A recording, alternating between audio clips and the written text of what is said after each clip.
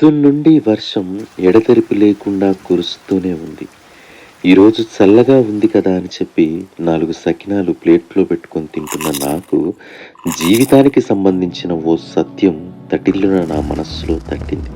అది ఏంటంటే, ఆల్రెడీ 4 సకినాలు మనకు ప్లేట్‌లో పెట్టి, మరీ మన నోటి దగ్గరికి అందించి కడుపు నింపుతున్న ఆ భగవంతుడు, ఇంకెక్కడో మనకన్నా కాస్త లేని వాడికి పిండికి, నూనెకు డబ్బులు సంపాదించే దారి ఏదో చూపించే ఉంటాడు సకినాలు చేసుకోవడానికి. మనకన్నా మొత్తానికే లేని వాడికి సకినాలు తినాలన్న కోరిక పుట్టించి, ఒక ఆశయంలా మార్చి, పని చేపించే పనిలో ఉండుంటాడు ఆ భగవంతుడు. ఇంకోవైపు మనకన్నా డబ్బులు ఎక్కువుండి, సకినాలు ఎక్కువుండి, ఏముందిలే సకినాల్లో అని చెప్పి ఇంకో వంటకపు రుచి కోసం ఎదురు చూసేలా చేస్తుంటాడు ఇంకొకరిని భగవంతుడు. మనకన్నా తక్కువ సకినాలు ఉన్నవాళ్ళు, సమానమైన సకినాలు ఉన్నవాళ్ళు, ఎక్కువ సకినాలు ఉన్నవాళ్ళు, అసలు ఏ సకినం లేని వాళ్ళు, ఇలా అందరినీ ఆ భగవంతుడు ఒక కంట కనిపెడుతూ ఎప్పుడు ఎవరికి ఏం కావాలో అందిస్తూ, ప్రేరేపిస్తూ బ్యాలెన్స్డ్‌గా వ్యవహరిస్తూనే ఉంటాడు. ఇదే సృష్టి కాలచక్ర రహస్యమని నా ప్రగాఢ నమ్మకం.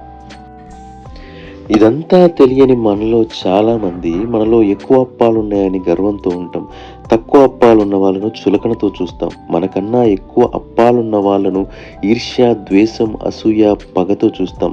మనలాగా సమానమైన అప్పాలున్న వాళ్ళను పట్టించుకోము. భగవంతుడు, ప్రకృతి, కాలచక్రం అనే జగన్నాటకంలో పాత్రధారులమైన మనం వీలైతే తక్కువ వాళ్ళకు సాయం చేద్దాం. ఎక్కువ వాళ్ళలా ఎదగాలి అనుకుంటే కష్టపడదాం. ఉన్నంతలోనే ఉండాలనుకుంటే ఉన్న దాంట్లోనే తృప్తిగా ఉందాం.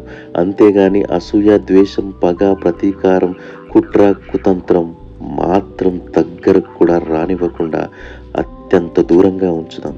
Thank you all. Challa Sridhar Reddy. పేరుకు ఇది సకినప్పాలు కదే అని సింపుల్‌గా తీసేసి కొట్టిపడేయకండి. ఎప్పుడన్నా మీకు మీరే గొప్ప అన్న అహంకారం గానీ, ఇంకేదైనా మీకు అనిపించినప్పుడు ఈ సకినప్పాలు కథ గుర్తుకొస్తే మీకప్పుడు గుర్తుకొస్తుంది, మనకన్నా గొప్పవాళ్ళు ఇంకొకరెవరో ఉంటారు. అందరికన్నా గొప్పవాడు భగవంతుడనేవాడు ఉన్నాడని చెప్పి.